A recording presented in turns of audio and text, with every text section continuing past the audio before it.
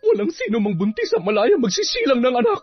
Kung namatay ang anak ko dahil sa kahiyupan ng tatay mo, marapat lamang na maging miserable ang bawat ina dito sa mundo.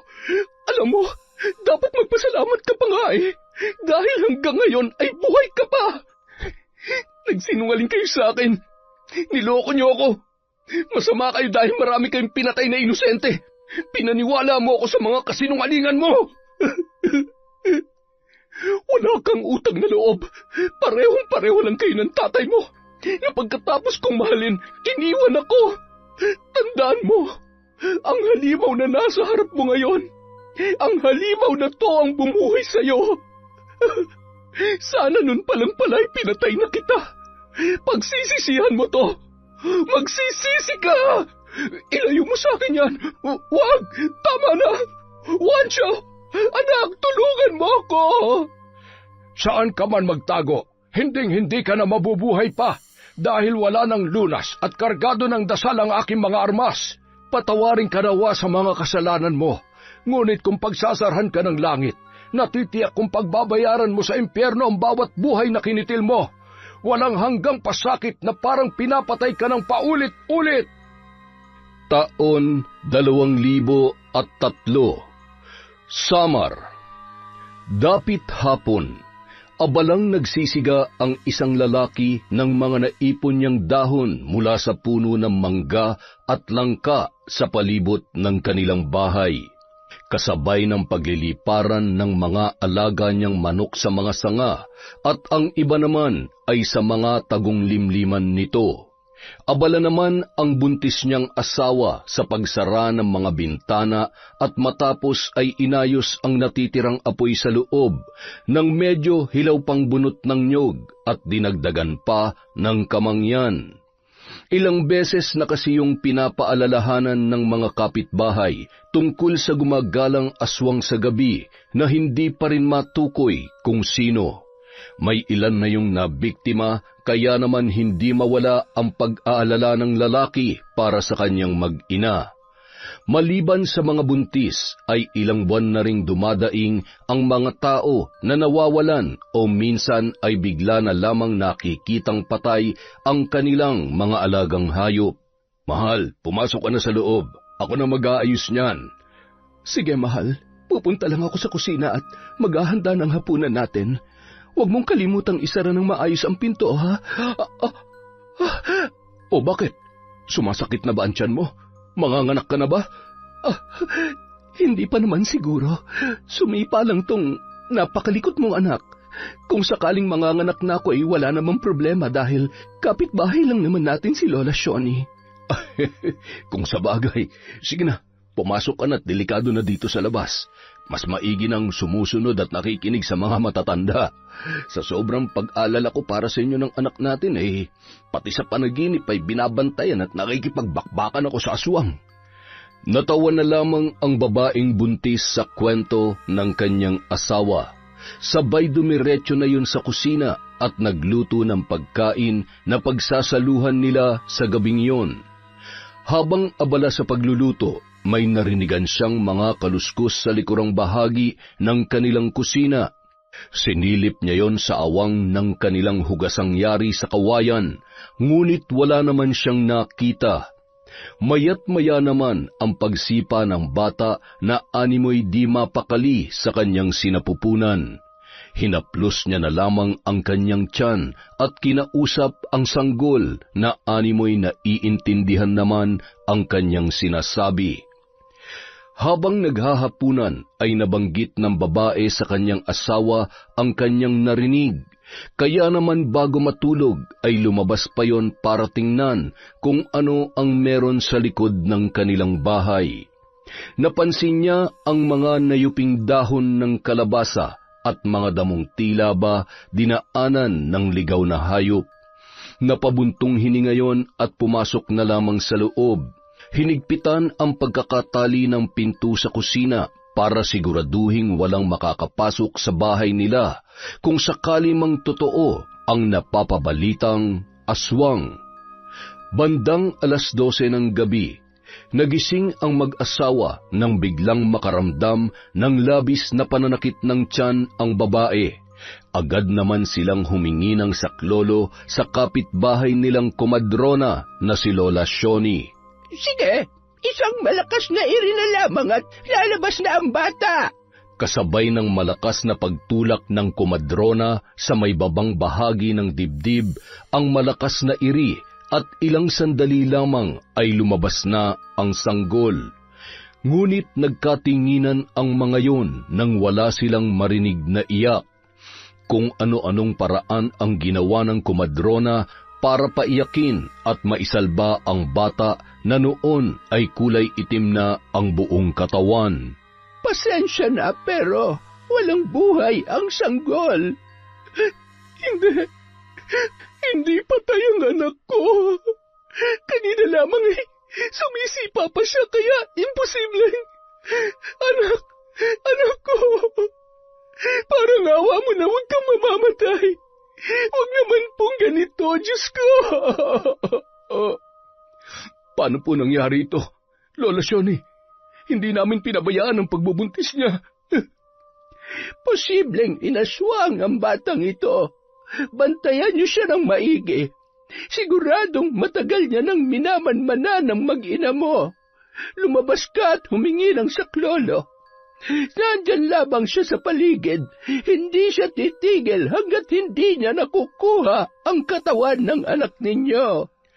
Agad namang sumaklolo ang ilan sa mga kalalakihang kapitbahay na mag-asawa hanggang sa mahuli nila ang isang nilalang na noon ay gumagapang sa ilalim ng kanilang silong. Nang mamataan nila ay biglang nag-anyong itim na aso na nakalabas ang mahabang dila. Pinagtulungan yon ng mga kalalakihan gamit ang iba't ibang armas na kanilang hawak. Hayop kang aswang ka! Salot! Papatayin ka namin! Oh, mag-iingat kayo! Delikado ang kalmot at laway niyan! Dapat sa'yo mamatay! Ay, lintik! Napakabilis oo! Habulin natin mga kasama! Marami mang tama sa katawan, ngunit nagawa pa ring tumakas ng nasabing aswang dahil sa bilis at lakas ng naturang nilalang. Kinaumagahan, nagsimula ng magbahay-bahay ang mga tao upang hanapin ang natitiyak nilang aswang na salarin sa lahat ng mga nangyayaring kababalaghan sa baryong yun. Nay, may mga opisyal ng barangay na umiikot at may hinahanap na aswang. May mga kasamang antingero at albularyo. May batang namatay na namang kagabi dahil daw sa aswang. Anong gagawin natin? Siguradong malalaman nila na aswang tayo. Hindi naman sila maniniwala na hayop ang kinakain natin at hindi tayo... Nay, anong ginagawa mo? Bakit ka nag-empake? Huwag ka na maraming tanong at sinasabi pa. Kailangan na nating umalis bago pa nila tayo maabutan dito. Bilisan mo. Pero Nay, paano mga alaga kong... Nay, sandali lang.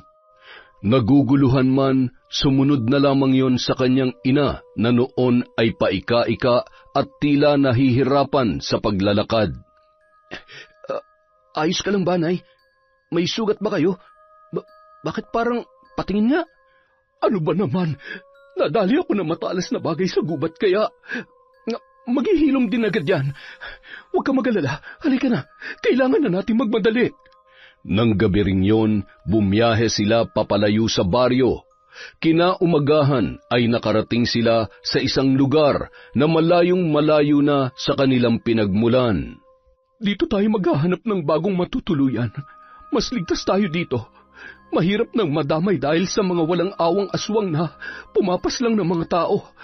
Ay, paano na tayo ngayon, Nay? Malayo sa gubat at hindi natin kabisadong baryong to. Marami na ring tao at kabahayan dito, Nay. Mas malayo tayo makakagalaw dito, anak. Wala ni isang maghihinala sa atin. Yun nga lang ay kailangan natin makaisip ng paraan para makakuha ng pagkain at inumin. Di bale, Nay. Maghahanap po ako ng mapapasukang trabaho. Kayo, dito lamang muna kayo sa bahay. Sa tingin ko ay pwede akong tumanggap ng labada para may pang-upa tayo ng bahay. Ano sa palagay mo, anak? Pwede naman po, kung kaya nyo naman po at hindi kayo mahihirapan. Ay, sana tumagal na tayo dito, Nay. Sana walang aswang dito. Nakakapagod ng madamay dahil sa kasalanan na hindi naman tayong gumagawa. Ay. Nagtanong-tanong ang mag-ina kung saan may bahay na paupahan hanggang sa may nakita silang nakapaskil. Pinupuntahan lamang yon ng katiwala para linisan. Sakto namang dating ng isang binatilyo na malayo pa ay nakangiti na. Magandang umaga po sa inyo. Naghahanap po ba kayo ng mauupahan? Pwedeng-pwede po kayo dito. Mag-iisang taon na pong bakante ang bahay na yan. Kami po ng lolo ko ang katiwala. Nasa ibang bansa na po kasi yung may-ari. Medyo luma na pero matibay pa naman po. May parte nga lang po ng bubong na tumutulo kapag umuulan. Pwede ko bang malaman kung magkano ang renta kada buwan? 2,000 lang po. Ano, gusto niyo po ba? Wancho, anak, kaya ba natin? Sige ho, Nay. May nakatabi pa naman ako dito. Pwede nating ibigay bilang paunang bayad. Ayos! Sige na ho. Tumuloy na po kayo. Tutulungan ko po kayo maglinis. Ay, siya nga po pala. Yan lang po ang gamit ninyo? Wala po kayong... Ay, hindi bali na nga. Pwede nyo pong gamitin yung mga naiwang gamit dyan. Salamat sa'yo. Kiko! Kiko po ang pangalan ko. Kiko, ako si Nora at ang anak ko naman si Wancho.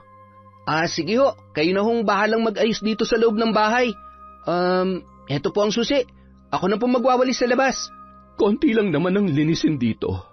Wancho, tulungan mo na lamang siya magwalis sa labas at napakarami pa namang nalaglag na mga dahon ng puno. Patuloy sa pakikipagkwentuhan ang binatilyong si Kiko. Sa noon ay seryoso sa pagwawalis na si Wancho.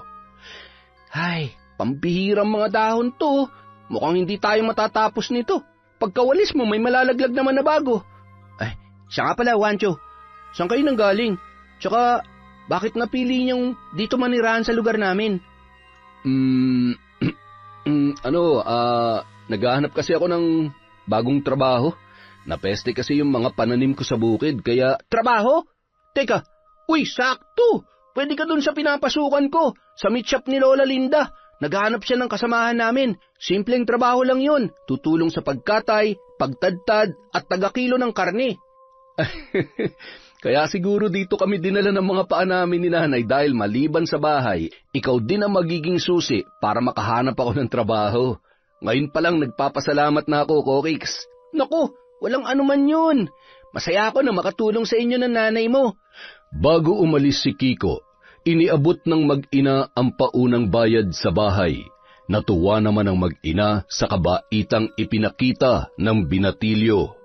Bandang 5:00 ng hapon, naglalakad-lakad si Wancho para maghanap ng mabibilhan ng pagkain. Mula sa di kalayuan ay sakto namang nakakita siya ng talipapa na malapit lamang sa kanilang inuupahan. Bumili siya ng laman at baga ng baboy. Kusa namang nagbigay ng dugo ang nagbabantay doon sa pag-aakalang dinuguan ang iluluto ng binata. Ayan, dinamihan ko na. Mas masarap ang dinuguan kapag maraming dugo.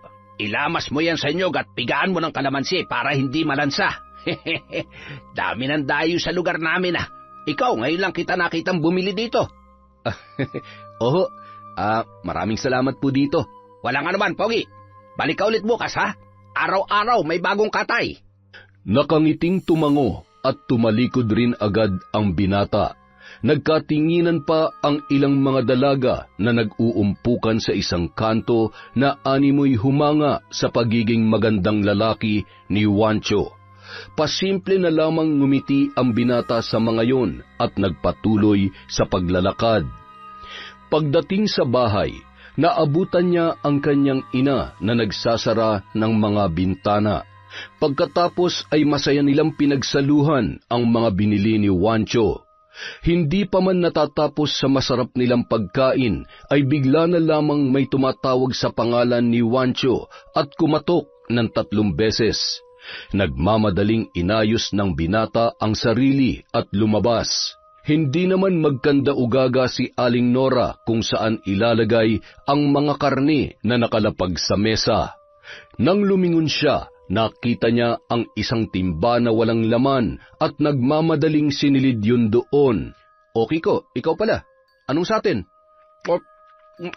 Galing ako kina Lola Linda. Sinabihan ko siya na kailangan mo ng trabaho. Mag-umpisa ka na raw bukas. Hinay-hinay lang kasi. Mukhang sarap na sarap ka dyan sa chicharon na kinakain mo ha. Pwede bang Tumakbo na yon papunta sa kusina, kaya natataranta namang sumunod si Juancho. Sakto namang katatapos lamang magpunas ng mesa ni Aling Nora at hawak ang kulay itim na basahang lumang damit na ipinampupunas niya. Itinago niya yon sa kanyang likod. Agad na kumuha ng baso si Kiko at binuksan ang gripo, sabay uminom ng tubig. Tinapik-tapik pa niya ang dibdib noon na animoy may nakabara, sabay nakahinga ng maluwag ang binata. Ano bang nangyari sa'yo, iyo? Pasensya na ho kung nagulat ko kayo. Muntik na ho akong mamatay dahil sa chicharon na to eh. Ang sarap po kasi. Gusto niyo po ba? Panalo ho to kahit walang sawsawang suka. Mukhang masarap, kaya lang muntik ka nang mamatay dahil sa... Gutom na po kasi ako eh, tsaka masarap po talaga to. Ay, siya nga pala, bukas dadaanan kita dito, 3:00 na madaling araw ha. Kaya ba? Sige, wala namang problema. Ang importante, may trabaho na ako kaagad. Dahil kapag nagkataon, palalayasin mo kami dito ni nanay dahil wala na kaming pangrenta. Sige, uuwi na ako at siguradong hinahanap na po ako ni Lolo. Aling Nora, pasensya na po ulit ha. Nako, wala yon. Salamat sa tulong mo kay Juancho. Inihatid nila sa may pintuan si Kiko at tinatanaw pang naglalakad papalayo ang binata. Marami pa ring mga batang naglalaro sa labas at mga taong nakatambay sa kalsada. Ay, muntik na tayo doon, Nay. Buti na lang nailigpit nyo kaagad. Kailangan talaga nating magdoble ingat. Huwag natin silang bibigyan ng dahilan para maghinala. Hindi rin tayo mahihirapan na makabili ng pagkain, lalo na ngayong nataon na sa katayan ka ng baboy magtatrabaho. Kailangan mo lang pigilan ang sarili mo. Huwag na huwag kang gagawa ng bagay na ikapapahamak natin. Oo naman, Nay. Gusto ko na rin mamuhay ng malaya sa gulo at takot dala ng pagkatao natin. Pasensya ka na, anak. Mula bata ka ay ito na ang buhay na kinamulatan mo. Nahihirapan at naguguluhan ka pero gusto ko lang malaman mo na ginagawa natin to para sa ikabubuti mo. Ayaw ko mapahamak ka. Hindi ko kaya. Kinabukasan, bago pa man mag-3:00 ay gising na si Juancho. Nagulat siya nang pagbangon niya ay nasa kusina na ang kanyang ina. Ang aga niyo naman hong gumising, Nay. Lumabas po ba kayo kagabi? Hindi, anak. Naninibago lang yata ako. Hindi man lamang ako abutin ng antok. Inihanda ko na ang mga damit mo. Doon sa may upuan. Kapag nakaluwag-luwag, bumili ka na lamang ng ilang pares at kakaunti lamang ang nadala ko dahil sa pagmamadali. Ayos lang po yan. Basta ho may magagamit ako. Isa pa, masipag naman ho kayong maglaba. Maya-maya maglalakad-lakad ako. Magtatanong ako kung may gusto magpalaba o baka naman may kakilala si Kiko. Sige ho, babanggitin ko po sa kanya. Hindi nagtagal, dumating na si Kiko at nagmadali na silang umalis. Pagdating sa may katayan sa likod ng luma, ngunit may kalakihang bahay ni Lola Linda, hindi kalayuan sa pwesto ng meat shop. Abala ang dalawang lalaki na matagal ng trabahante ng matanda. Eksakto nilang nadatnan na tinatali at tatarakan na sa leeg ang baboy. Tumulong naman sila at napapalunuklaway na lamang si Juancho nang maamoy ang sariwang dugo na dumadaloy sa isang malaking timba. 3 baboy ang kanilang kinatay. Pilit niyang pinipigilan ang kanyang sarili sa pagkauhaw sa dugo at laman na nasa kanyang harapan. Pinagpapawisan ng malamig at hindi maipagkakaila dahil patuloy lang ang pagtulo noon sa kanyang muka at braso. Ano, Totoy? Mukhang ninervyos ka yata. Masasanay ka rin. Kailangan medyo alerto at mabilis tayo, ha? Tuturuan ka namin na maayos at huwag ka rin mahihiya magtanong kung kinakailangan. Oo nga, huwag ka mahihiya sa kahit sino sa amin dito. Masayat nagtutulungan kami. Dahil kapag may pumalpak na isa, damay-damay tayong lahat. Kung may dapat kang katakutan, si Lola Linda yon. Medyo may kasungitan at kapag puro kakapalpakan, siguradong tatamaan ka ng pandigma ang tungkod niya. Kapag nandito yun, trabaho lang. Walang gaanong kwentuhan dahil naririndi siya sa kapwa niya maingay. Kaya kung may tao man na siguradong mahihirapan, ako yun. Nagtawanan na lamang ang mga lalaki kasabay ng pagbukas ng pintuan sa kusina. Hala, sige. Magkwentuhan at magtawanan kayo para abutin kayo ng liwanag dyan. Oh, buti pumasok na ang baguhan. Anong pangalan mo, Pogi? Ako po si Wancho. Magandang umaga po, Lola Linda. Mas maganda pa ako sa umaga. Sana ganito kagwapong mukha nakikita ko sa tuwing umaga at mukhang mabango. May naaamoy na naman akong... umagang-umaga ay nagkakalat ng lagim. Magbubukas na ako ng meat shop at sumunod na lamang kayo doon, Wancho at Kiko. Yung laman loob dyan sa panghuling baboy ay huwag ibebenta ha. May paggagamitan ako niyan. Agad na tumalikod ang matanda at dumaan sa likod na bahagi ng bahay papunta sa meat shop. Aba, mukhang malinaw ang ihi ngayon ni Lola. Sigurado kakapadala lang ng mga anak niyang nasa abroad. At mukhang crush pa yata tong si Wancho. Nako, magkaribal na kayo ni Kiko ngayon sa puso ni Lola Linda. Maya-maya lamang, ikinarga na ng dalawa sa kariton ang mga baboy na hiniwa sa tig-2 parte. Ang mga laman loob naman ay lilinisin pa ng ibang mga trabahante at ipapahabol na lamang sa tindahan. Pinagtulungan nila yung itulak hanggang sa makarating sa meat shop. Natuwa naman ang matanda na pinagmamasdan ang bawat kilos ng baguhang si Wancho. Maya-maya, nagpaalam na rin ang matanda at nagbilin na lamang sa dalawa kung ano ang mga dapat gawin. Hanggang 10:00 lamang sila magtitinda sa nasabing pwesto sa araw-araw.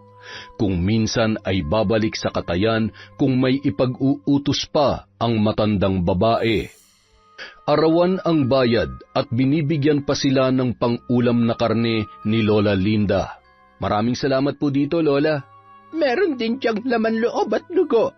Kung gusto mo ay bibigyan kita. Kaunti lang naman ang kakailanganin ko dito para sa aking lulutuing hapunan. Ikaw, Kiko, gusto mo rin ba? Naku po, gustuin ko man po ay bawal naman po yan kay Lolo. Salamat na lamang po, Lola. Buti naman kung ayaw mo. O siya, kay Wancho na lamang ito. At yung isang supot ng dugo, dalhin mo na rin. Laking pasasalamat ni Wancho na sa kabila ng pagiging istrikta ng matanda ay hindi maipagkakaila ang pagiging matulungin at mayroon niyong mabuting kalooban. Habang naglalakad pa uwi bago maghiwalay ng daanan sina Wancho at Kiko, na pagkwentuhan nila ang matanda. Kiko, buti na lang mabait si Lola Linda. Kinakabahan ako kanina habang nagbabantay siya. Mabait naman talaga yun, tsaka hindi yun madamot. Alam mo, dyan na yan yumaman sa pagtitinda ng karning baboy. Ang kwento nga niya sa amin, yung 5 niyang anak, lahat na pagtapos niya dahil dyan sa negosyo niyang yan. Nakakaawa lang na ngayon matanda na siya, naiwan na lang siya mag-isa dito sa probinsya. May mga asawa na raw kasi, yung 3 nasa Maynila, tapos yung 2 naman nasa ibang bansa. Yun nga talaga mahirap kapag matanda na. Maiiwan na mag-isa dahil may kanya-kanya ng pamilya, mga anak. Pero depende naman yun sa mga anak niya. Buti nga, hindi sakitin yung matandang yun eh. Sa 2 taon ko na nagtatrabaho sa kanya, ni minsan hindi ko pa nakitang nagkasakit yun. Sanay sa trabaho at negosyo. Kinukuha nga daw yan ng anak niya sa Canada eh. Ang kaso, ayaw niya. O paano, dito na ako. Bukas na lang ulit.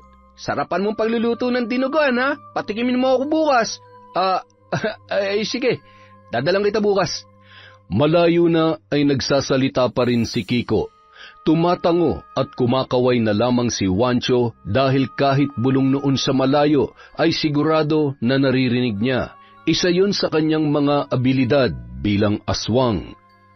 Pagtapat sa isang karinderya, napatigil si Wancho at napangiti nang maisip niya kung paano bibigyan ng dinuguan ang kanyang bagong kaibigan na si Kiko, gayong hindi naman sila nagluluto ng kanyang ina. Miss, 2 order nga ng dinuguan. Sige, Pogi. Sandali lang, ha? Nakangiti namang inabot ng tindera ang binili niya, sabay inabot ang bayad. Nagmamadali na yun naglakad pa uwi at sakto namang nakita ang kanyang ina mula sa isang eskinita. Nay! Wancho, anak, buti naman at maaga kang nakauwi. 4:00 pa lang ha. Kumusta ang unang araw mo sa trabaho? Ayos naman po, Nay. Mabait naman ho yung amo ko. Binigyan pa tayo ng panghapunan natin. Teka, saan po kayo galing? Ha? Ano? Naglakad-lakad lang para makabisa ko tong lugar. Nagtanong-tanong din ako ng pwede kong maekstrahan para naman makatulong ako sa iyo. Kahit wag na ho siguro, Nay. Ako na lang po magtatrabaho para sa atin. Nagpatuloy sa pagkukwentuhan ang mag-ina habang naglalakad pa uwi sa kanilang bahay. Pagdating doon, iniabot niya kaagad kay Nora ang sinahod niya nung araw na yon. Aba, ang dami niyang dala mong pang-ulam ha. Mabuti naman may dugo. Sa wakas ay maiibsan na rin ang pagkauhaw ko. Nanunuyo ng lalamunan ko eh. Ano to? Bumili ka ng lutong ulam?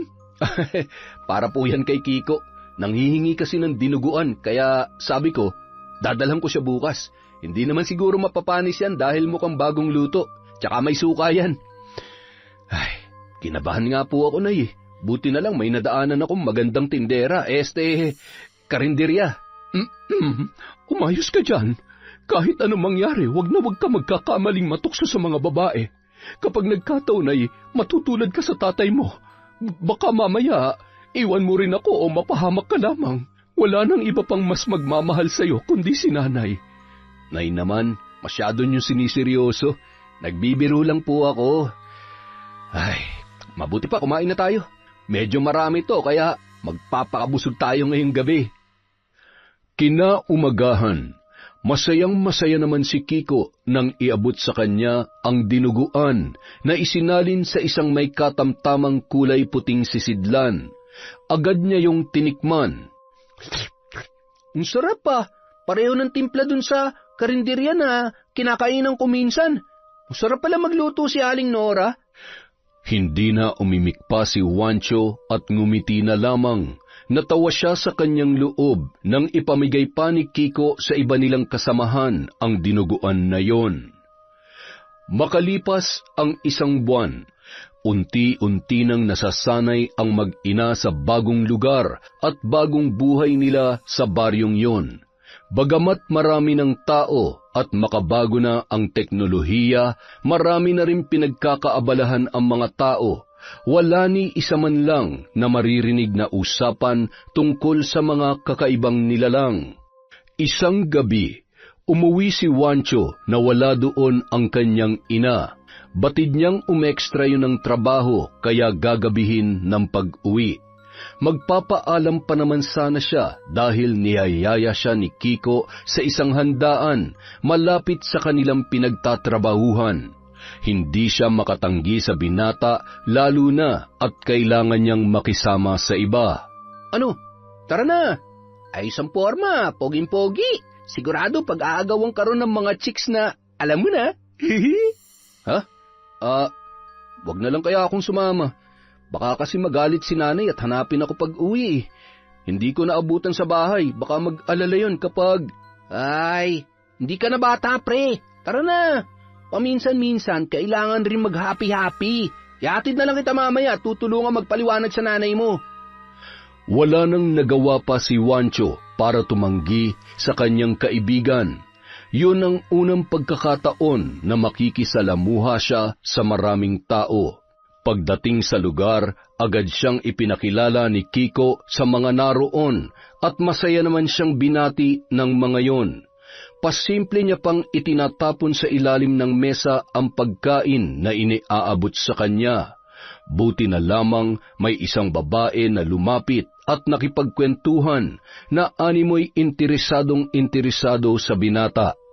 Muli namang binalikan ni Kiko ang kaibigan nang makita na nilapitan yon ni Rita. Pre, naubos mo na ba yung pagkain mo? Kiko naman, dun ka nga.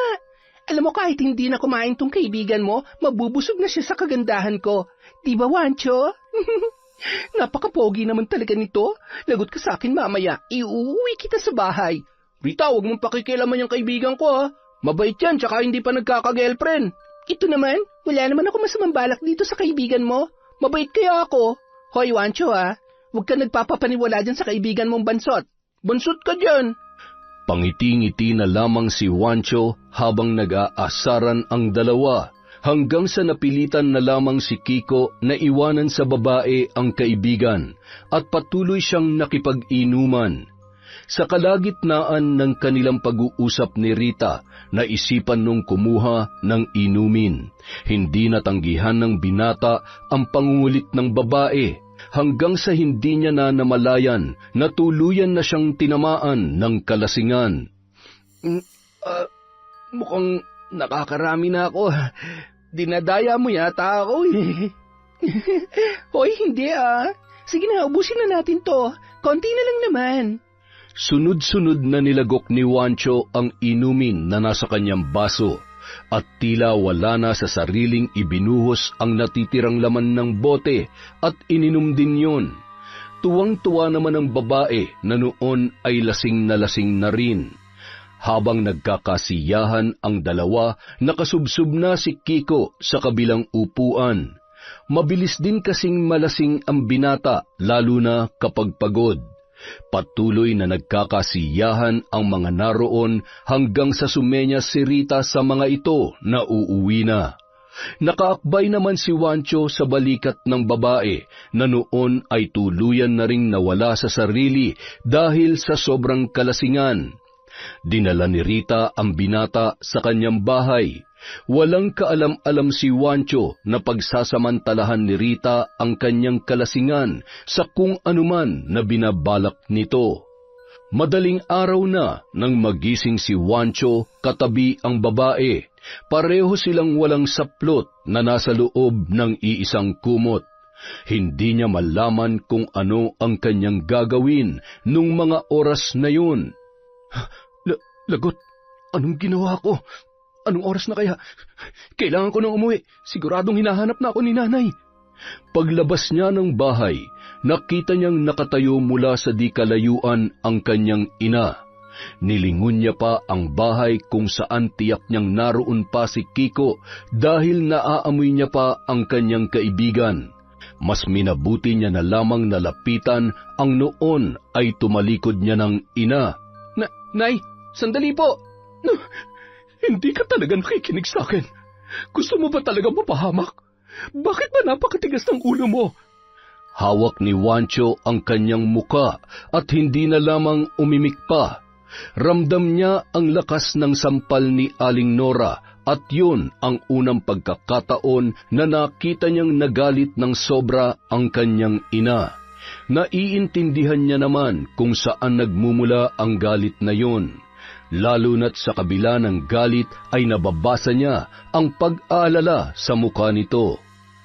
Samantala, mabigat man ang katawan ay pinilit pa rin niyang pumasok sa trabaho. Nay, papasok na po ako.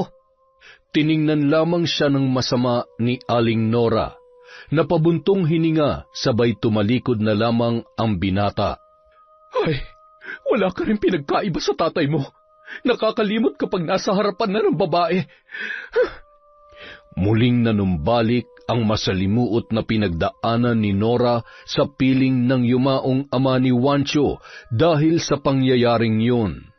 Samantala, halos magkasunuran namang dumating sa trabaho sina Wancho at Kiko. Anong oras ka nakauwi kagabi? Nalasing ako. Paggising ko, wala na akong kasama dun. Pambihira, hindi mo man lang ako ginising. Maaga pa. Ano kasi, sinundo ako ni nanay. Pero marami ka pa naman kasama nung pumuslit ako. Anak ng, pambihira naman oh. Talagang mahal na mahal ka ng nanay mo ah. Ay, siya nga pala. Kumusta kayo ni Rita kagabi? Nakascore ka ba? Ha? Ano yun? Ay, saan planeta ka ba nang galing? Pambihira naman oh. Halika nga't magtrabaho na lang tayo. Masyado ka namang good boy. Bandang tanghali, malayo pa ay narinigan na ni Wancho ang boses ni Rita na noon ay papunta sa kanilang pwesto Nagmamadaling magtago ang lalaki. Oh, anong ginagawa mo dyan? Si Rita, paparating. Sabihin mo hindi ako nakapasok. Anak nang, wala naman ah. Nananaginip ka pa yata eh. Nagulat si Kiko nang biglangan dumating si Rita at malayo pa ay nababakas niya na ang magandang ngiti ng babae. Napalitan ng malungkot na ekspresyon ang mukha noon nang makita na wala doon ang kanyang pakay. Oh, bakit? Hinahanap mo si Wancho? Oo, sanay eh. Nasaan ba siya? Wala, hindi nakapasok. Pinagod mo yata kagabi. Hoy, huwag ka namang maingay, baka may makarinig sa'yo. Pakisabi na lang kapag nakita mo siya na, hinahanap ko siya ha, at sana magkita ulit kami. Ay, oo na. Sige na, umalis ka na, at kapag nakita ka na naman ni Lola Linda dito, siguradong masisira na naman ang araw nun. Umirap pa ang babae at agad na umalis. Nang makalayo-layo ay lumabas na sa pinagtataguan si Wancho. Ay, paano kaya yan? Baka araw-araw niya akong kulitin dito. Huwag ka magpapauto dun, luka-luka yun. At ang balita ko, buntis daw. Baka mamaya ipaako sa iyo yung bata. Nako, mahirap yan, pre. Oo, buntis nga siya at hindi niya maipagkakaila yun. Hindi niya pwedeng ipaako sa akin yun dahil imposibleng, may anting-anting ka ba, Wancho? Anting-anting? Bakit mo naman na itanong yan? Eh kasi, kanina, alam mo agad na paparating si Rita. Tapos ngayon, siguradong-sigurado ka rin na buntis talaga siya. Alam mo yung lolo ko, mahilig at maalam din yun sa mga ganyan. Wala akong anting-anting. Malakas lang talagang pakiramdam ko at tungkol naman sa pagbubuntis niya, halata naman sa hulma ng katawan niya eh. Kung sa bagay, buntis? Sino ang buntis? Nakabuntis ka, Wancho? O sino sa inyong dalawa, ha? Wala po, Lola. Ang pinagkukwentuhan namin ay yung buntis po na bumili kanina. Ano po kasi, muntik niya na pong makalimutan yung sukli. Ayos lamang yon. Huwag lang yung pagbabayad ang makakalimutan at siguradong malulugi tayo. Siya nga pala. Ibalot mo nga yung atay na natitira at iuuwi ko. Nagkatinginan ang dalawa at agad namang sinunod ang utos ng matanda. Pagkuway tumalikod na yon at tila nagmamadaling umalis. Ano kayang ginagawa ni Lola sa mga lamang loob? Mag-isa lang naman siya sa bahay. Imposible namang sa araw-araw na pagluluto niya ng mga yun ay kaya niya yung ubusin. Hindi naman siya ganun kalaki. Ikaw talaga, pati ba naman yung pinuproblema mo? Ay, malay mo may mga alaga siyang hayop, mga aso o di kaya pusa. Siguro nga. Alam mo, siguro ang luwag sa loob ng bahay niya, no? Hindi pa kasi kami nakakapasok dun eh. Nung minsang kinuwento ko yun kay Lolo, ang sabi niya sa akin, baka daw may lahing ano si Lola. Ano? Aswang. Aswang? Imposible namang walang aswang dito. Sabi ni Lolo, namumuhay din daw sila bilang mga normal na tao. Meron daw masama at meron ding mababait. May alam ka pala tungkol sa mga aswang? Siguro, parang tao din naman sila. Lahat naman na nilalang dito sa lupa ay malayang mamuhay. Kung minsan nga lang, mas pinipili nilang lamunin ng kasamaan. Kaya maraming buhay ang nadadamay. Pagkatapos isara ang kanilang pwesto, ay pinasama sila ng matandang babae sa bahay nito. Pinagbuhat pa kasi sila ni Lola Linda ng malalaking tapayan na binili niya papunta sa may kusina. Yun ang unang pagkakataon na nakapasok sila sa bahay ng matanda, ngunit hanggang kusina lamang. Palingon-lingon, sabay napapasinghot si Wancho sa kakaibang amoy na nanunuot sa kanyang ilong. Matapos nilang ilagay ang tapayan sa tapat ng isang malaking pinto sa may kusina, iniabot ni Lola Linda ang sahod nila. Pagkatapos noon ay pinauwi na rin sila ng matandang babae. Saan kaya yung gagamitin ni Lola Linda? Malamang imbakan ng tubig o di kay wala na siyang paglagyan ng pera. Tara na, umuwi na tayo. Susuyuin ko pa yun, nagtatampo ko nanay. Ay, ikaw kasi. Bakit ako? Hindi ka ba nag-enjoy kagabi? Ano? Ha? aminin. Pagdating sa bahay, agad nang inilagay sa mesa at tinakpan ng isang malaking palanggana ang dala niyang karne na magsisilbing hapunan nung gabing yun. 1 o 2 beses lamang siya nagdadala ng laman loob at dugo. Kung minsan naman, bumibili na lamang sila sa iba para hindi sila mahalata. Dahil nasa sentro sila, marami namang bilihan doon. Ilang sandali pa, agad na pinuntahan ni Juancho ang kanyang nanay sa silid nito. Nagmano siya, sabay malungkot na tinitigan ang hindi niya mabasang ekspresyon ng kanyang ina. Galit pa rin kayo sa akin, Nay.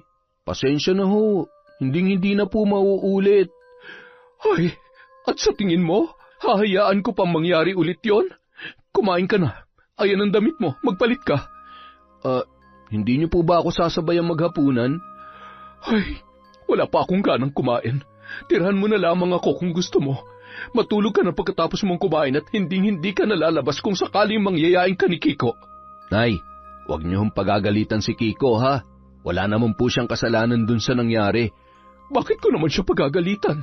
Hindi naman niya hawak ang isip mo. May sarili kang pag-iisip at desisyon. Ano mang resulta ng ginagawa mo ay bunga ng iyong desisyon. Ay, sige na. Isara mo ang pinto at matutulog na rin muna ako. Makalipas ang 1 linggo, naging matabang pa rin ang pakikitungo ni Aling Nora sa kanyang anak na si Juancho. Iniintindi na lamang yon ng binata, lalo na at may kasalanan naman talaga siya. Isang umaga, naisipang daanan ni Kiko sa bahay si Juancho para sabay na lamang silang pumasok. Hindi na siya makapaghintay pa na ikwento sa kanyang kaibigan ang tungkol sa nangyari sa kanilang kapitbahay. Grabe, nakakatakot. Kasi wala man na nakakaalam kung sino may gawa nun dun sa babae. Maraming sugat sa katawan na hindi matukoy kung kalmot ba yun o saksak. Malalim kasi. Tapos yung tiyan talagang nakakalat at wala na yung sanggol. Hindi malaman kung anong may gawa nun. Pero sabi ni Lolo, aswang lang naman na may kakayahang gumawa nun. Aswang? Kung sakali mang totoo yan, ibig sabihin may aswang sa baryong ito. Ngayon lang ba nangyari na may naging biktima dito sa lugar ninyo? Oo, kaya nga yung iba hindi naman naniniwala na may aswang dito eh. Ang sabi, baka yung adik na dating asawa ng babae ang may gawa. Napaka walang puso naman nun. Ay, mahirap kasi wala namang nakakita sa nangyari. Bigla tuloy ako natakot. Mahirap na, baka sa susunod na mga araw, wala nang piliin yun. Sabi ko nga kay Lolo, turuan niya ako para ako mismo maghahanap sa aswang na yan eh. Ay nako, tatadtarin ko siya na parang karni, pipinuhin ko kung kinakailangan. Hindi naman mapalagay si Juancho nung araw na yon. Iniisip niya kung sino ang aswang na may kagagawan noon. Kinakabahan na naman siya na maaaring nasa panganib na naman ang kanilang buhay, kaya hindi magtatagal ay kakailanganin na naman nilang umalis.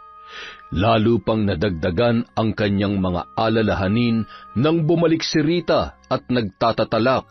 Agad naman siyang nagtago at walang planong harapin ang babae. Alam kong nandyan ka. Huwag mo akong pagtataguan, Juancho. Pagkatapos na nangyari sa atin, bigla ka na lamang... Anong ginagawa mo dito, babaeng kalapate? Ano, litong-lito ka na ba sa kung sino ang ama niyan dinadala mo? Alam mo yan ang mahirap sa makakating katulad mo. Kung kani-kanino ka nagpapakamot, wala ka nang natitirang kahihiyan, kaya ayan, dito ka pa talaga mag-e-eskandalo sa tindahan ko. Aalis ka o ipapabarangay kita. Lahat na lang ng mga naging tauhan ko ay tinikman mo. Uutakan mo pa si Juancho.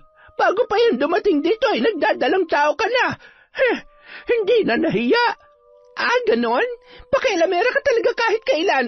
Aray, bitawan mong kamay ko. Ano ba? Akala mo kaya mo ako? Baka pagsisihan mo sa oras na dumampi sa balat kong kahit dulo ng daliri mo. Umalis ka na bago pa maubos ang pasyensya ko. Patakbong umalis ang babae na animoy takot na takot sa tingin at mga binitawang salita ng matanda. Samantala, nung mga oras na yun, mula sa di kalayuan, nakatanaw naman si Aling Nora sa mga nangyayari.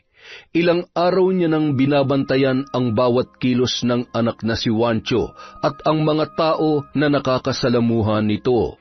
Huwag ka na magtago dyan, Juancho. Sa susunod, pumili ka naman na matinong babae. Hindi yung, ay, ewan.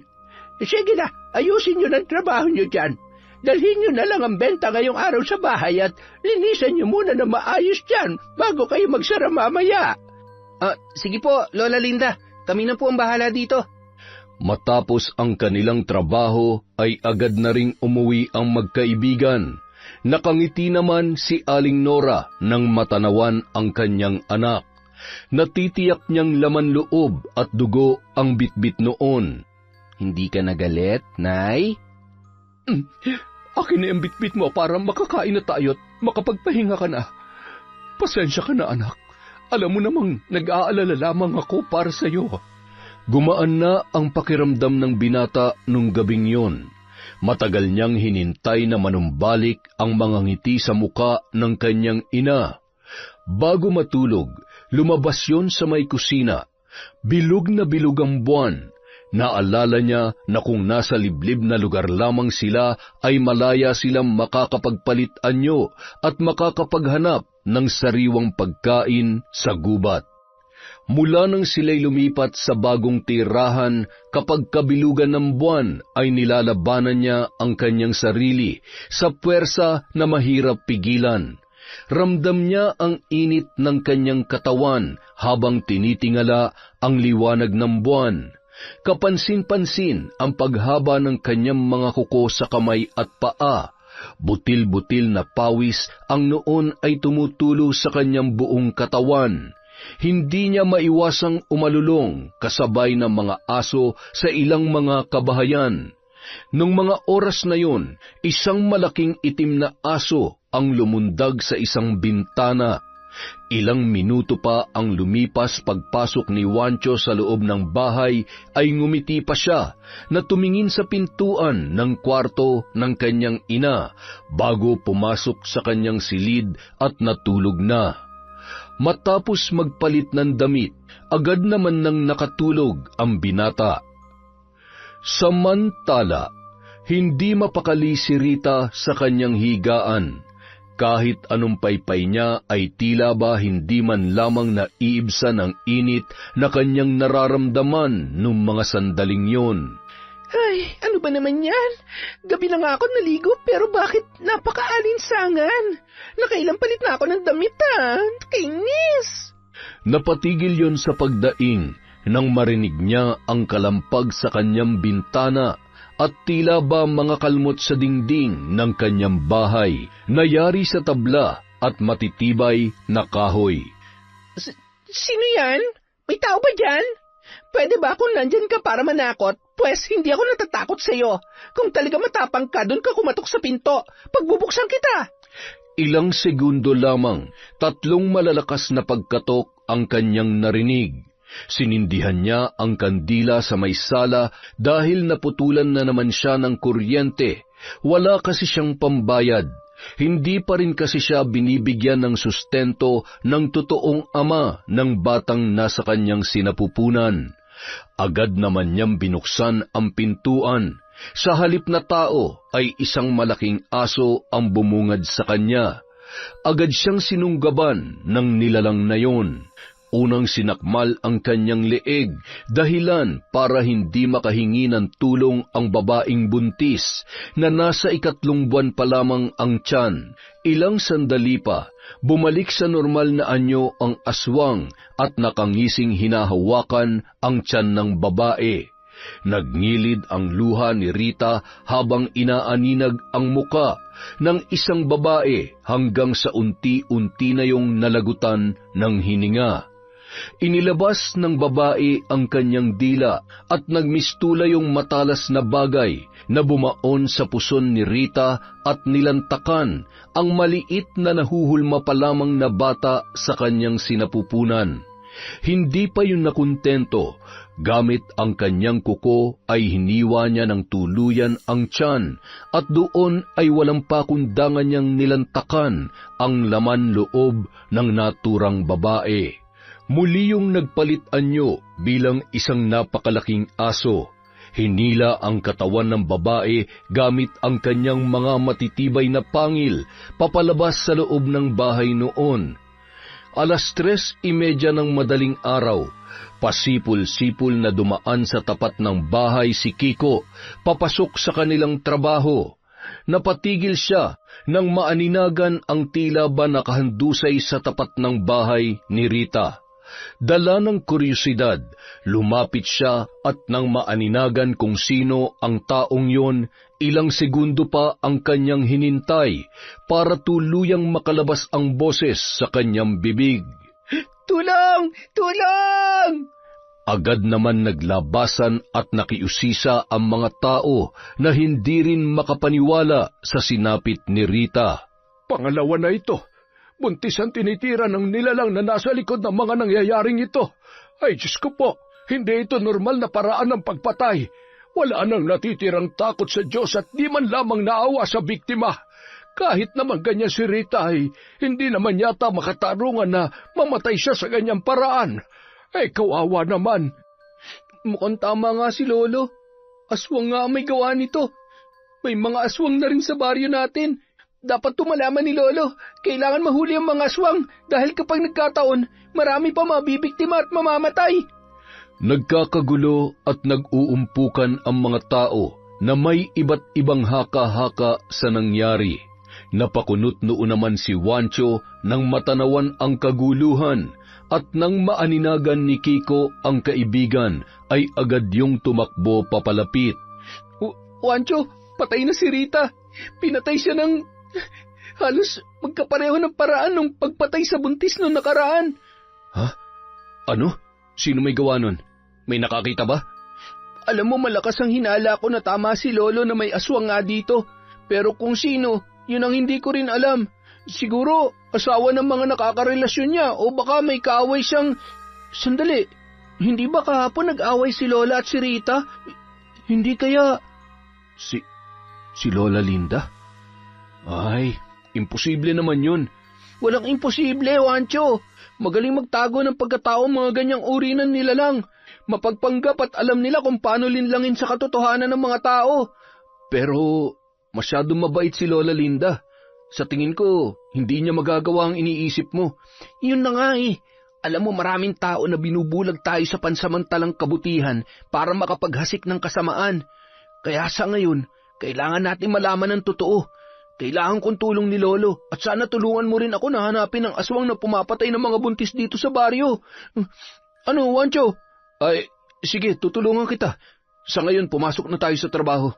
Magmadali na tayo at siguradong iinit ang ulo ni Lola Linda kapag naunang gumising yun sa atin. Halika na, bilis.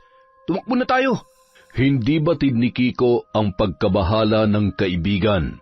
Hindi mawala sa kanya na paghinalaan din si Lola Linda, lalo na't ramdam niya ang galit ng matanda sa babae.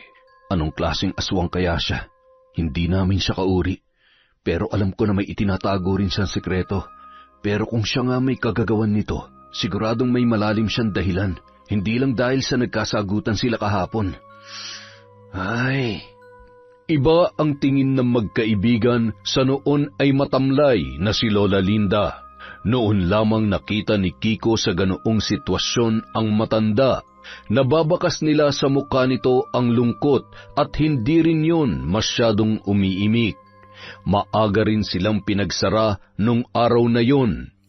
Pagsapit ng hapon, pag-uwi ni Juancho ay agad niyang ikinwento sa kanyang ina ang nangyari.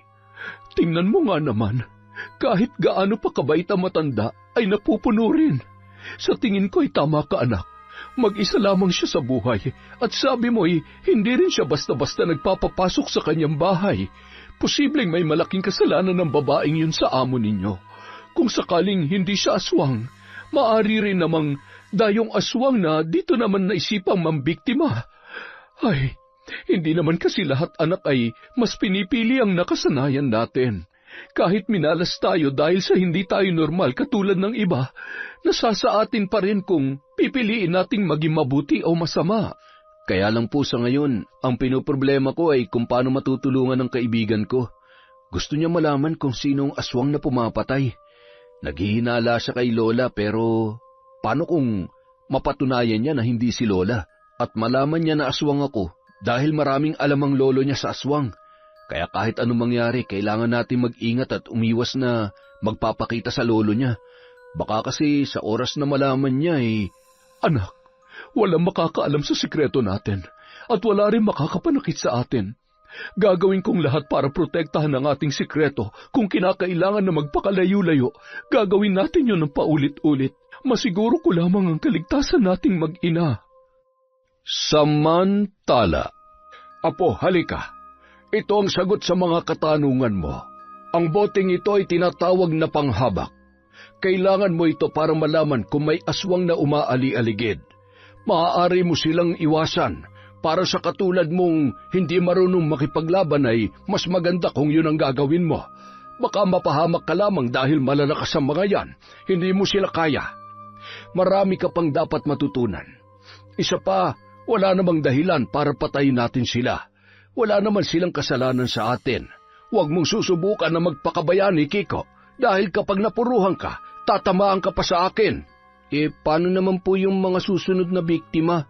Mas maawa ka sa sarili mo.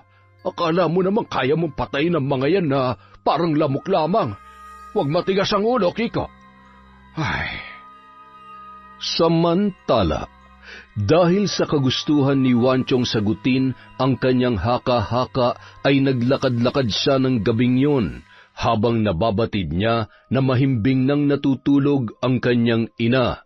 Sa labas ng bahay ng matanda ay nakikiramdam at nagmamanman ang lalaki. Pumunta siya sa may gawing likod. Nakahanap siya ng pagkakataon na mag-anyong pusa at lumusot sa isang butas papasok sa kusina. Nadatnan niya ang matanda na may bitbit na timba at may hawak na susi.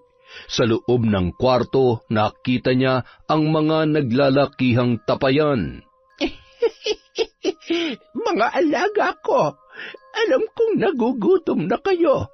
May dala akong pagkain, kaya lumabas na kayo riyan. Lumundag ang tatlong nilalang mula sa tapayan. Kakaiba ang mga itsura noon kesa sa karaniwang aso at kambing, ngunit may pagkakahawig ang mga yon. Paatras kong maglakad at walang kasing sayang nilantakan ang dalang karne na inilagay ng matandang babae sa sahig. Busugin niyo ako ng swerte at kayo naman ay bubusugin ko ng... Napatigil ang tatlong sigbin nang maramdaman ang presensya ni Wancho na nagmamasid bilang isang malaking itim na pusa. Lumabas ang mga yon sa kanilang silid na animoy naislantakan ang pusa na noon ay namumula ang mga mata. Sandali! Saan kayo pupunta? Bumalik kayo sa tapayan, ngayon din. Pati pusa ay gusto ninyong patulan para naman kayo mga ginugutom. Ay... Nagmamadaling tumakbo si Wancho bilang isang pusa papauwi sa kanila. Napatigil siya nang makarinig ng tili mula sa isang bahay. Kasunod ng sigaw na yon ay nakita niya ang isang pamilyar na nilalang na tumatakbo papalayo. Nakiramdam siya sa paligid at nang lumabas ang lalaki ay humihingi yon ng saklolo sa mga kapitbahay. Tulong! Tulungan niyo kami! Ang asawa ko! Duguan yun at maraming kalmot sa muka at sa kanang braso. Agad naman nagsilabasan ang mga tao para tumulong. Nakakatakot na dito sa lugar natin. Pangatlo na to at hanggang ngayon ay hindi pa rin nahuhuli ang kung sino may gawa nito. Kawawa naman. Kabuwanan na sana ay nangyari pa ito sa kanya. Walang kasing bilis na kumaripas ng takbo si Wancho at umuwi sa kanilang bahay. Pagdating doon, agad niyang binuksan ang pinto ng silid ng kanyang ina. Bakas sa mukha noon ang pagod at humahalimuyak pa ang amoy ng batang sanggol na nilantakan noon. Nay, kayong pumapatay sa baryong ito? Anong sinasabi mo dyan? Huwag na kayo magsinungaling pa. Nakita ko kayo. Kitang-kita ng dalawang mata ko na kayo lumabas mula sa bahay na yon. Bakit? Ano ba nangyayari sa inyo? Kailan pa yan? Bakit nyo ginagawa to? Dahil walang sino mang buntis sa malaya magsisilang ng anak. Kung namatay ang anak ko dahil sa kahiyupan ng tatay mo, marapat lamang na maging miserable ang bawat ina dito sa mundo. Ikaw, dapat magpasalamat ka pa nga eh. Dahil hanggang ngayon buhay ka pa. Pinalaki kita at inalagaan na parang tunay kong anak.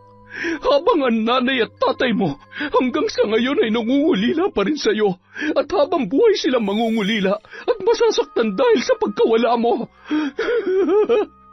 Siguro nga, hindi ka na nila hinahanap dahil natitiyak kong ang alam nila, matagal na kitang kinain. Hindi mo ko... Paano mo nagawa sa akin to? Sino mga magulang ko? Sino? Maraming taon na ang nakalipas mula nang malaman ng ama ni Juancho ang totoong pagkatao ni Nora. At sa takot na siya mismo ang maging biktima, ay walang paalam siyang umalis at nagpasyang tuluyan ng iwanan ang babae. Lingid sa kaalaman ng lalaki na nagdadalang tao si Nora noong panahon na yon. Nagulat na lamang siya nang mabasa ang iniwang sulat ng lalaki. Sa sama ng loob ay nakunan ang babae. Yun ang naging dahilan kung bakit inilaan niya ang panahon niya para muling hanapin ang lalaking nag-iwan sa kanya sa loob ng 3 taon, hanggang sa matagpuan niya yon na may bago ng kinakasama. Wala siyang mapaglagyan ng sakit at galit nang makitang masayang-masaya ang ama ni Juancho sa piling ng bagong babae na napili nitong makasama, at higit sa lahat ay nagdadalang tao na rin yun. Isang araw matapos ipanganak ay sinugod niya ang mag-asawa sa bahay at kinuha ang inosenteng sanggol. Wala man lamang nagawa ang mga yon para ipagtanggol ang kanilang sarili at iligtas ang anak nila sa aswang na si Nora. Patuloy sa paghagulhol si Juancho at masayang-masaya naman si Nora na inaalala kung paano niya nakuha ang batang kinilala siya bilang isang tunay na ina. Ano ba? Tumigil ka na sa kakaiyak. Ayaw mong tumigil, ha? Sige, total gutom naman na ako. Mas mabuti pang kainin na kita. Dahil ipinagkait sa akin ng mga magulang mo ang pangarap kong pamilya ngayon. Hindi rin sila magiging masaya. Dahil papatayin din kita. Ano ba? Anong tinitingin mo, ha? Huwag mo akong ngingitian ng ganyan dahil kahit katiting na awa, hindi ko dapat maramdaman sa'yo. Wala ka rin karapatang mabuhay sa mundo. Napahagulhol na lamang si Nora nung mga sandaling yun. Hindi ako dapat kamuhian, kundi ang mga magulang mo. Dahil sila ang dahilan kung bakit ako nagkakaganito. Kung naniniwala kang ako na ang pinakamasamang nanay sa mundo, sana noon pa'y pinatay na kita. Sana hindi kita inalagaan. Sana matagal na kitang hinayaang mapahamak. Nagsinungaling kayo sa akin. Niloko niyo ako. Masama kayo dahil marami kayong pinatay na inosente. Pinaniwala mo ako sa mga kasinungalingan mo. Paano ako naging aswang? Paano ako naging halimaw na katulad mo? Ano naman ang silbi kung hindi ka magiging halimaw na katulad ko? Wala kang utang na loob. Parehong-pareho lang kayo ng tatay mo. Na pagkatapos kong mahalin, iiwan mo rin ako. Tandaan mo, ang halimaw na nasa harap mo ngayon, ang halimaw na to ang bumuhay sa'yo. Sana noon pa pala ay pinatay na kita. Pagsisisihan mo ito. Pagsisisihan mo. Nanlilisik ang mga matang umalis ang kanyang kinikilalang ina sa loob ng mahabang panahon. Hindi mawari ni Juancho ang sakit na nararamdaman nung mga oras na yon. Hindi siya pumasok sa trabaho. Magulo ang isip at hindi niya rin alam kung ano ang dapat gawin. Samantala, Ano kaya nangyayari kay Juancho?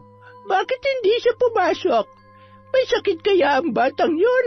Ay, kawawa naman. Siguro kailangan na natin magdagdag ng trabahante para May araw na makakapagpahinga ang iba sa inyo. Mahirap nga lamang humanap ng matino at mapagkakatiwalaan. Ay, baka kapag nagkataon ay may pakain ko pa yun sa mga alaga kong sigbin. Ho? May alaga po kayong sigbin? Oo, huwag ka maingay at sikreto lamang natin yon, ha? Ang mga yan, matagal na sa akin. Pampaswerte lamang. Kapag mabuti ang may-ari, ay hindi naman mapanganib mag-alaga niyan. Yung yumao kong asawa ay naniniwala na ang mga sigbin talagang dahilan kung bakit naging maganda ang takbo ng negosyo namin. Pero sabi nga kailangan sabayan ng sipag at utak. Siya, mamaya ay daanan mo si Wancho. Kumustahin mo at dalhan mo ng lulutuing ulam, ha? Kawawa naman, siguro pagod na pagod na. Lola, pwede rin po ba akong mapagod bukas? Medyo nararamdaman ko na rin po kasi ang sakit ng katawan ko Aray, Lola naman. Hindi pagod yan. Wari ko'y katamaran yan. Ayusin mo ang trabaho mo at dodoblehin ko ang sahod mo ngayon dahil mag-isa ka lamang dito. Siya nga pala, anong balita tungkol sa bagong pinatay? Kumpirmado na nga bang aswang ang may gawa noon? Opo, Lola. Nakita raw po mismo ng asawa ng pinatay na buntis. Sugatan nga rin po yung lalaki. Ay, Lola, hindi kaya nakakawala yung sigbin mo sa gabi? Akala ko ba'y kumpirmadong aswang? Bakit naman nadamay ang mga sigbin ko? Kulang kaya ata sa balos ng tungkod ko Sa tinagal-tagal ko na dito, ngayon lamang nangyari yan. Wari ko'y hindi taga rito ang aswang. Isang dayo mula sa mga karatig lugar kung saan talaga naman marami pa ring aswang. Akalain mong dumayo pa sila dito? Ay, dapat na lang talaga tayo mag-ingat. Bandang 4:00 ng hapon, matapos ang trabaho ay dumiretso si Kiko sa bahay ni Wancho. Bukas naman ang pinto at nagtuloy-tuloy yun sa silid ng binata. Pre, ano nangyari? May sakit ka ba? Ay, medyo masama lang ang pakiramdam ko. Salamat sa pagdalaw Oh, wala ka naman lagnat Ano nangyari dyan sa mata mo? Umiyak ka ba? Nasaan si Lola Nora? May problema ka ba? Ay, hindi ko alam kung paano ko sasabihin sa'yo, pre. Baka kasi hindi mo naman ako maintindihan at hindi ka rin maniwala sa akin. Mukhang malalim yan, pre Sige na, sabihin mo at makikinig ako. Ano bang problema yung tinutukoy mo? Alam mo yung mga namatay na buntis? Alam ko na kung sino may gawa. Ano? Nakita mo ba? Sinakdan ka rin ba niya kaya ka umiiyak? Si nanay. Ano? Ibig sabihin, aswang yung nanay mo?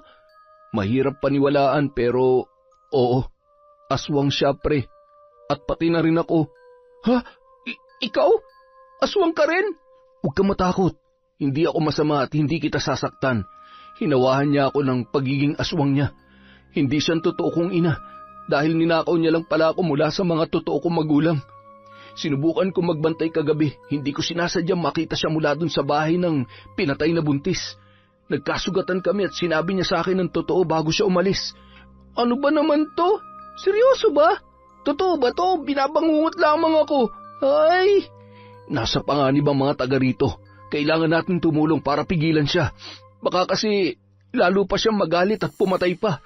Ayoko nang may madamay pa sa galit niya sa akin at sa mga totoong magulang ko. At saka kapag hindi siya tumigil, siguradong pati siya mapapahamak din. Kahit anong mangyari, nanay ko pa rin siya, Kiko. Naiintindihan kita, pre. Pero huwag ka magpapatalo sa pagmamahal mo sa kanya dahil kapag nagtuos uli kayo, baka mapatay ka na niya. Kung gusto mo pa makita ang totoo mo mga magulang, kailangan mo manindigan sa kung anong tama. Kahit masakit at mahirap, kailangan mong tanggapin ang katotohanan na ginamit ka lang niya para makapaghiganti.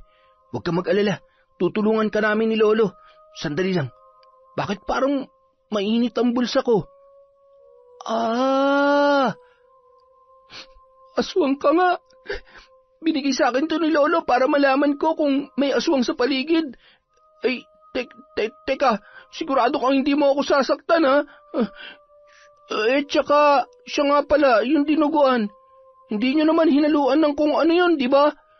Ay, ang totoo niyan, binili ko lang talaga yun dun sa karinderya. Ay, sigurado ka, ha? Ayaw ko maging aswang. Baka mamaya bigla na lang din akong mauhaw sa dugo ng tao. Ay, naku po, Diyos ko. Huwag naman po sana. Nung mga oras na yon, isinama ni Kiko ang kaibigan sa kanilang bahay. Sa unang pagkakataon, nagkita ang kanyang lolo Tolome at ang kaibigan niyang si Wancho. Ops, diyan ka lang. Huwag ka magkakabaling pumasok sa bahay ko. Hahampalusin kita nitong buntot pagi. Lolo, hindi po siya masama. Kaibigan ko ho siya at hindi niya ho tayo magagawang saktan. Siya ho at yung nanay niyang nangungupahan dun siya. Mga aswang ang pinatira mo sa bahay natin na yon. Inang mahabagin naman, Kiko, oo. Lolo, pasensya na po kayo. Pero gusto ko lamang pong malaman nyo na nandito po ako para patunayan sa inyo na wala ho ako masamang hangarin sa mga tao dito sa lugar ninyo. Hindi ko po alam na ang kinikilala ko pong nanay ang pumapatay sa mga buntis. Huli na po para malaman ko ang katotohanan dahil maging ako po na itinuring niyang anak, ginamit niya lamang para makapaghiganti. Tulungan niyo po ako mahuli at labanan siya. Sa tagal na panahon ko nang tinalikuran ang pagtugi sa mga aswang, hindi ko maipapangako mapagtatagumpayan natin ang gusto mong mangyari. Pero, sige, magtulungan tayo para wala ng buhay ang mawala pa. Panahon na para gamiting muli ang aking anting-anting at kaalaman para sa ikatatahimik ng mga taong nakatira sa lugar na ito. Inilabas ng matandang lalaki ang matagal niya ng itinatagong mga armas na pamatay ng aswang. Iniabot niya ang punyal sa kanyang apo at isang itak na kulay tanso. Nakipag-ugnayan sila sa opisyal ng barangay sa planong pagdakip sa aswang na si Lola Nora at paalalahanan ang bawat kabahayan na magdoble ingat. 12:00 ng gabi, patuloy sa paglalakad ang tatlo nang biglang may humarang sa kanila na isang malaking itim na aso. Agad yun nagpalit anyo at walang kasing lakas na tumawa na animoy hindi man lamang natatakot sa mga armas na bitbit ng mga taong nasa kanyang harapan. Talaga namang naghanap ka pa ng mga kakampi. Para ano? Para patayin ako? Yun ba, Wancho? Hindi mo man labang ba inisip kung anong pwede mangyari sa kanila? Ano kaya kung lapain ko na ang bawat parte nitong kaibigan mong... Bitawan mo ako! Hindi mo sa akin makukuha ang punyal na ito! Hindi pala, ha? Ano, lalapit kayo o ako mismo magtatarak ng punyal na ito sa hambog na lalaking ito? Nay, tama na. Bitiwan mong kaibigan ko. Gusto niyong gumanti sa mga magulang ko? Sige, patayin niyo ako. Ako ang saktan niyo at mangako ka sa akin na hindi ka na mananakit ng mga inosenteng tao. At sino ka para utusan ako, ha? Wala akong pakialam sa kanila. Hindi mo ako pwedeng diktahan sa kung ano ang dapat kong gawin, Wancho. Papatay ako hanggat gusto ko. Walang sino man ang makakapigil sa akin. Matapang ka masyado, ha? Sige, tingnan na lang natin kung kakayanin mo ang pangmalakasang anting-anting na kahit demonyo'y kayang paluhurin. Hawak ang kanyang kwintas. May mga inuusal na salita ang matanda na unti-unting nagpahina sa aswang na babae. Ilayo mo sa akin yan! Wag! Tama na! Wancho! Anak, tulungan mo ako! Nay? Huwag kang lalapit sa kanya. Huwag mo na siyang subukang linlangin. Nababasa ko ang takbo ng isip at plano mo. Hindi ka magtatagumpay dahil ngayong gabi magbabayad ka na sa lahat ng mga kasalanan mo. Napakarami mo na palang pinatay. Masyado ka nang nagpatalo sa galit, sakit at kasamaan dyan sa puso mo. Lolo, sandali lang ho. Nay, sumuko ka na lang. Marami pang paraan para magbago at talikuran ng... Wancho, isasama kita hanggang kamatayan. Nang makita ni Kiko ang nakaambang mahahabang kuko ni Nora, ay tumakbo siya at hihilahin na sana ang kanyang kaibigan. Wancho! Wag! Ang sama mo talaga! Humanda ka! Nagmamadali siyang dinampot ang punyal at itinarak yun sa likod ng babaeng aswang. Kasunod noon ay ang 3 hampas ng buntot pagi sa likod noon na mas lalong nagpahina at nagpahiyaw kay Nora. Muling dinampot ni Kiko ang punyal. Gigilitan niya na sana ng leeg ang babae nang mabilisan niyong nagpalit anyo at kumaripas ng takbo. Saan ka man magtago, hinding-hindi ka na mabubuhay pa dahil wala ng lunas at kargado ng dasal ang aking mga armas. Patawarin ka nawa sa mga kasalanan mo, ngunit kung pagsasarhan ka ng langit, natitiyak kung pagbabayaran mo sa impyerno ang bawat buhay na kinitil mo. Walang hanggang pasakit na parang pinapatay ka ng paulit-ulit. Nakarating yun sa paanan ng isang bundok, malapit sa isang malalim na ilog. Ramdam na ramdam niya ang bilis ng panghihina habang gumagapang sa mabatong bahagi. Unti-unting sumasagi sa isip niya ang masasayang sandali na kasama ang nag-iisang lalaki na minahal niya sa kanyang buhay.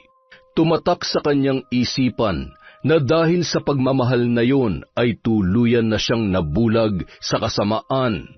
Ngunit sa huling sandali ng kanyang buhay, napagtanto niya na si Juancho, ang batang pinagkaitan niya ng masaya at malayang buhay kasama ang mga totoong magulang nito, ang nagpatunay sa kanya ng totoong pagmamahal.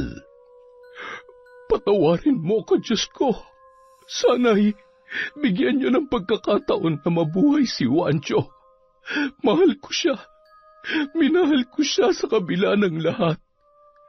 Patawarin mo ko, anak. Sana'y mailigtas ka pa nila. Dumanak ang dugo sa batuhan. Kasabay ng pagkalagot ng kanyang hininga ay ang malakas na buhos ng ulan. Unti-unting tumaas ang tubig hanggang sa matangay ang katawan ng babae. Pinagtulong-tulungan naman ng mga kalalakihan na buhatin ang katawan ni Juancho papunta sa bahay ng maglolo. Juancho, lumaban ka. Hindi ka pa pwedeng mamatay. Marami pa tayong baboy na kakatayin, uy. Hanapin pa nga natin yung nanay at tatay mo, eh. Mahanap natin sila, kaya lumaban ka. Tumabi ka nga, Kiko. Hindi pa yan mamamatay. Lumayo-layo ka't ayaw ko nang nagagamot ako ng natataranta. Hinubad ng matanda ang isa sa kanyang mga kwintas at isinuot yon sa binatilyo. Ilang sandali lamang nagkamalay na si Juancho. Si nanay, magpalakas ka muna. Kailangan mo ring tanggapin na nakatakdang mangyari ang mga bagay na ito para malaman mo ang kwento sa likod ng pagkatao mo. Maaaring mahirap dahil minahal mo siya at kinalala bilang tunay mong ina. Ngunit sa kabilang banda, wala nang mas masaya pa kung makakasama mo ang totoo mong mga magulang na matagal nang nangungulila sa iyo. Pre, napulot ko ang kwintas na ito. Sa tingin ko, isa to sa makakatulong sa atin para mahanap sila. Kung ang babaeng ito ang nanay mo, yung katabi niya, yun ang tatay mo. Marahang pinagmasdan ni Juancho ang kwintas na may hugis puso at sa loob noon ay mayroong 2 larawan. Kung makikita ko silang muli, matatanggap kaya nila ako? Isa na rin akong aswang katulad ni Nanay Nora. Huwag ka mag-alala. May pag-asa ka pang gumaling dyan sa pagiging aswang mo. May kilala kong albularyo na makakatulong sa'yo. Hindi magiging madali dahil sa mahaba-habang proseso ng panggagamot, ngunit kung bukal sa kalooban mo na magbagong buhay at yayakapin ng liwanag, walang imposible, bata. Makalipas ang 1 linggo, tumungo sila sa nasabing albularyo. Sa ngalan ng Ama na makapangyarihan sa lahat, lisanin nawa ang katawang lupa ng lalaking ito ng itim na kapangyarihan at mailuwa niya ang bertud ng aswang.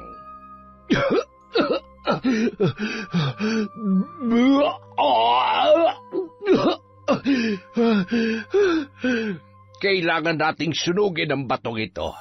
Malaya ka na, iho. Isa ka na ulit normal na tao. Tinapik ng albularyo ang likod ni Juancho na animoy humanga sa ipinakitang tapang ng binata. Masayang masaya ako at unti-unti na nating nagagawa ang ating mga plano. Hindi ko alam kung paano magpapasalamat sa inyo ni Lolo. Ang dami niyo nang naitulong sa akin. Maraming salamat talaga, Kiko. Huwag mong isipin yun. Magkaibigan tayo. At ang tunay na magkaibigan, nagtutulungan ng walang hinihinging kapalit. Magpahinga ka muna at malayo-layo pang biyahe natin pauwi. Siguradong nag-aalala na sa atin si Lolo. Makalipas ang 6 na buwan, sa wakas ay natagpuan na nila ang lugar kung saan naninirahan ang kanyang mga magulang. Magandang araw po. Ako po si Kiko at siya naman po si Wancho. May kilala po ba kayong Nora? Ito po yung kwintas niya at... Bakit kilala niyo si Nora? Alam niyo ba kung nasan siya? Bakit nasa inyong kwintas na ito? Ako ang batang pinalaki niya. Bago siya nawala ay tsaka ko lamang po nalaman na hindi po pala siyang totoo kong magulang. Wala nang salita pang lumabas sa bibig ni Ricardo. Napahagulhol na lamang yun at tinawag ang kanyang asawa at mga anak na noon ay nasa kusina. Umiiyak sa tuwa ang mag-asawa na hindi makapaniwala na sa loob ng mahabang panahon, sa wakas ay ang mismong anak pa nila ang nakatagpo sa kanila. Masayang-masaya naman ang 2 kapatid niyang babae na sa wakas ay makakasama na nila ang kanilang panganay na kapatid. Ipinagpatuloy naman ni Wancho at Kiko ang pagtatrabaho kay Lola Linda. Ay, buti na lamang at naisipan niyo pang bumalik dito, mga damuho kayo. Nakakaubos ng pasensya yung mga pansamantala kong pinalit sa inyo. Kung hindi lang ako nakapagpigil ay talaga namang pinakain ko na sila sa mga sigbin ko. Ay nako, siya, sige na. Kayo nang bahala dito at magpapakulay muna ako ng buhok. Namuti ng lahat, kakahintay ko sa pagbabalik ninyo. Lola, parang masayang-masaya kayo ngayon ah. Siyempre, bukod sa nandito na ang 2 kong poging tindero ay papauwi rin ang mga anak ko sa susunod na linggo. Alam nyo na minsan lamang kami magkita-kita at matagal ko nang pinagdarasal ito. Naging masaya naman sila para sa matandang amo. Ramdam nila ang pangungulila noon sa kanyang mga anak. Samantala, umuwi naman si Wancho sa kanyang pamilya 2 beses sa isang buwan. Sa kagustuhan ni Lolo Tolome na ituring na rin siyang apo, ay doon na siya pinatira ng matanda sa bahay ng maglolo. Nagsasama-sama at nagtuturingan bilang isang tunay na pamilya. Walang mapaglagyan ng tuwa at saya si Wancho sa kabila ng mga pinagdaanan niya. Sa bandang huli ay natatamasa niya ang simple ngunit mapayapang buhay. Gaano man kapait ang kanyang nakaraan ay nagpapasalamat pa rin siya sa itinuring niyang inang, aswang. Yon! Maraming salamat po sa walang sawang pagsuporta sa kwentong Enteng. Dahil dyan, meron po ulit tayong shout-out. Simulan po natin kay Mel Santarita. Hi po kay Faye Yuson. Kay Leian Lumentigar. Kay Gian Lumentigar from Chabi, Liego. Hi po kay Gina Fajardolihat. Hi kay Jennifer Mauricio, kay Lucille de Lima, kay Jesus Alegre. Hello po kay Teresa Barcelona. Shout out kay Noraline Olitsub, kay Angeline Ignacio, kay Carlo Casapaw. Hello po kay Romeo A. Marcelino at Arian Gay Leonora. Hi po kay Chef Abel Sheria Ada Matawaran from Justina Benliro. Hi po kay Mercedita Balana Reyes. Shout out po kay Jessica Rojas, kay Tita Serrano, kay Teresita Perjes. Hi kay Connie Cacalda, kay Sally Roldan, kay Veronica Tana, kay Chat Advincula, kay Kimusi Girl Asbiron. Hi kay Jonah Angelica. Hello po kay Jennifer Sacris, kay Mamiliana Nalugon. Shout out kay Rosalie Estose, kay Chodolfo Velasco, kay Digna BL. Hi kay Chris Alcantara, kay Chona Baynosa, kay Gabi ng Lagim. Hello po kay Rowena Enriquez. Shout out kay Larry Gumangan from UAE, kay Giselle Colamar, kay Beth Mercado. Hi kay Tita Tessie, kay Maricar Dayag, kay Irish Caballes, kay Ryan De Los Santos. Hello po kay PTK Rose Amar. Hi kay Leonardo Agbayani Jr., kay Denzel Inderes, kay Ashley Domingo. Shout out kay Delia Hoxing, Alfreda Alano, sa mga nakikinig sa Town Square, sa Daan Bantayan at kay Jenaline Rodrigo. Hi po kay Shobe TV. Hi kay Gay Somodio, kay Cheryl Olpus, kay Lilia Bautista. Hi kay Marites at Benson Sumanting. Hello po kay Endring Montuerto, kay Venus Ravas, kay Sakinia TV. Hello po kay Zairab Sharif. Hi po sa Tidoy family from Alma Tidoy, kay Mavis Tempest. Hello po kay Salvi Isubol, kay Edita Ganigan, kay Imelda Cervantes. Shout out kay Evelyn Reyes sa Galedo family from Rai, Active Worms, Marilina Cervantes. I Love Traveled, kay Jubongs at Amihan Kabodbod. Hi kay May Mags, kay Dores Orpeza, Antonio Orpeza, kay Johan at kay Joseph, kay Ray, Billy, Jenny May at Lucy Buendia, kay Rani Viray. Hello po kay Jaya, Genevieve, Bernadette, Marjorie at Aljon from General Trias Cavite. From Jessie Pangadiin. Hello po kay Emelita, kay Crisgel Mamado, kay Asodisen Cerila, kay Adi Larico. Hi sa De Vera family, kay Mr. and Mrs. Chalet at Junior from LV De Vera.